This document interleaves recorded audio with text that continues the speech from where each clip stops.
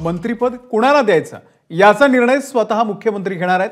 खासदारांचं मेरिट बघून मंत्रिपद द्यायचं की नाही याचा विचार केला जाईल असं सुद्धा त्यांनी म्हटलेलं आहे। मुख्यमंत्री शिंदे निवडून आलेल्या खासदारांची मेरिट बघणार आहे। लोकसभेमधलं कामकाज, पक्षाच्या कामकाजाची क्षमता ते तपासतील आणि त्यानंतर मंत्रिपद त्याला दिले जाईल असं सुद्धा आता कळतंय। एनडीएच्या घटक पक्षांशी समन्वय साधण्याची क्षमता या मुख्य 4 गोष्टी सुद्धा आता बघितल्या जाणार आहेत। अक्षय भाटकर आपले प्रतिनिधी या संदर्भातले अपडेट देतील। अक्षय, काही निकष मुख्यमंत्री पाळणार आहेत ज्या माध्यमामधून मंत्री निवडताना त्यांना हे निकष बघितले जातील। कोणाची नावं सध्या चर्चेमध्ये आहेत आणि कशी निवड होणार आहे?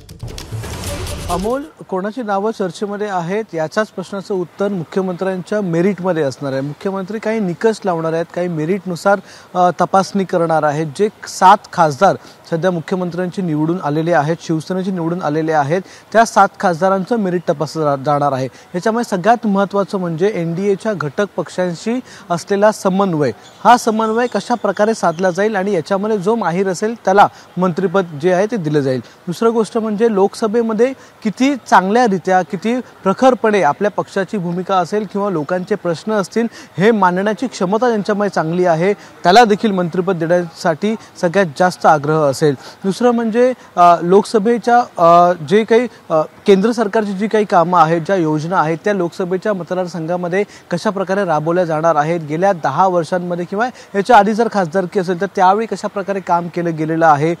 एखादा असा नेता ज्याचा पूर्ण सगळ्या खासदारांवर किंवा लोकसभेमध्ये एक गटनेता म्हणून किंवा एक मुख्य नेता म्हणून कशा प्रकारे वचक असेल, अशा सगळ्या गोष्टी ज्या आहेत त्या तपासल्या जाणार आहेत आणि हे स्वतः मुख्यमंत्री चेक करणार आहेत, तपासणार आहेत। हे सगळे निकष लावले जाणार आहेत आणि त्यानंतरच जे 7 खासदार आहेत त्या 7 खासदारांपैकी 1 किंवा 2 किंवा 3 खासदारांना मंत्रिपद दिलं जाईल। आता मागणी तर 2 ते 3 मंत्रिपदाची करण्यात आलेलीच आहे।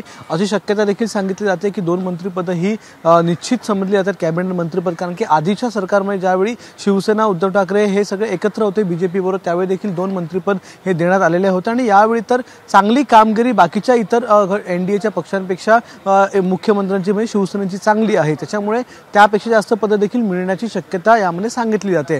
पण मुख्यतः निकष जे आहेत ते बघूनच मग या 7 पैकी 2 जणांना 3 जणांना मंत्रिपद दिलं जाईल। सगळ्यात महत्त्वाचं म्हणजे जे सिनियर आहेत, म्हणजे यामध्ये 2 जण जे आहेत ते सिनियर आहेत। एक तर श्रीकांत शिंदे जे 3ऱ्या टर्मचे खासदार झालेले आहेत, श्रीरंग अप्पा बारणे हे देखील 3ऱ्या टर्मचे खासदार झालेले आहेत, यांची नावं सगळ्यात अग्रेसर आहेत आणि श्रीकांत शिंदे यांना गटनेते पद देखील देण्यात आलेलं आहे। मात्र याच्याबरोबरच एक यंग आणि डायनॅमिक असं व्यक्तिमत्व म्हणून देखील श्रीकांत शिंदे यांच्याकडे पाहिले जाते। इतर खासदारांचं देखील तेच म्हणणं आहे की श्रीकांत शिंदे यांना देखील मंत्रिपद देण्यात यावं। मात्र श्रीकांत शिंदे यांचं असं म्हणणं आहे की इतर जणांना जास्त संधी देण्यात यावी। आता ही जी गोष्ट आहे ती पक्षांतर्गत गोष्ट आहे।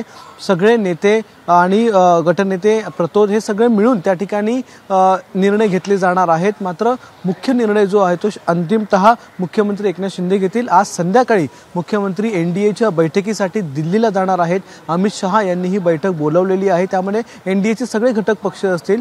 कालचं काम आटोपल्यानंतर मुख्यमंत्री मुंबईला आले होते, सध्या ते ठाण्याला आहेत। मात्र आज संध्याकाळी पुन्हा दिल्लीला जाणार आहेत। काय आता मेरिट बघितलं जाते आणि कोणाला मंत्रिपदाची माळ त्याच्या गळ्यामध्ये पडते ते पाहणं खूप महत्त्वाचं आहे। अपडेट तुमच्याकडून अक्षय घेत राहू। तुर्तास धन्यवाद या संपूर्ण माहितीबद्दल। एबीपी माझा, उघडा डोळे बघा नीट।